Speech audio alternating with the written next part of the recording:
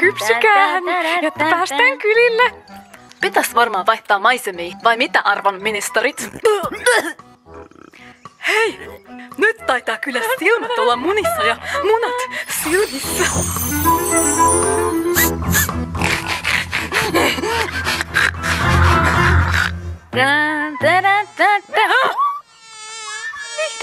Sänken vapaa matkustaja.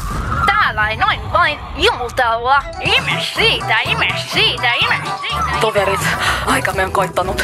Munapeti. Saat senkin käsillä varustettu munakapteli.